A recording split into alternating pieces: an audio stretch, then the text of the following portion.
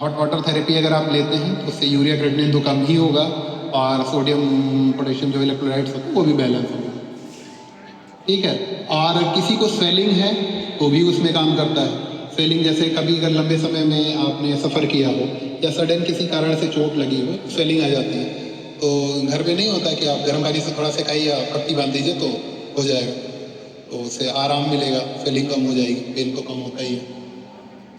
और स्टिफनेस हो, जकड़ाहट हो, कभी अगर चोट की वजह से हो या ठंडियों में होता है, जनरली ठंडियों में मोस्ट कॉमन हो जाता है मसल्स में, जॉइंट्स में, जिसको गठिया या दर्द की शिकायत रहती है, उसमें आराम मिलता है।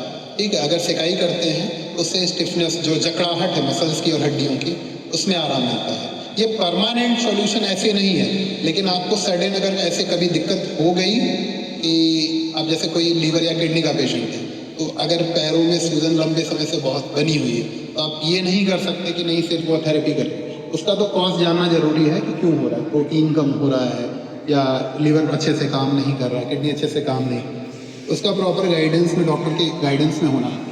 लेकिन ये है एक इमरजेंसी, एक जनरल मैनेजमेंट है। घर पे आपको अगर जनरल कोई दिक्कत आती है, जैसे आप एक टैबलेट उठा के खा लेते हैं ना, तो एक नेचुरल तरीका है जिससे आप चीज़ों को मैनेज कर सकते हैं घर पे बिना किसी दवा के। ठीक है।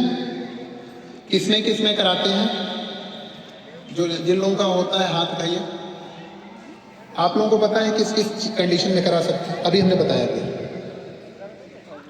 आप बताइए फिर हम बताएंगे।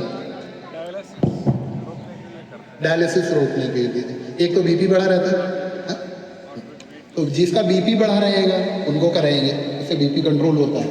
किडनी पेशेंट को कराएंगे ही कराएंगे, और मसल्स की जकड़ाहट या आर्थराइटिस का हमने बताया, उसमें भी कराएंगे।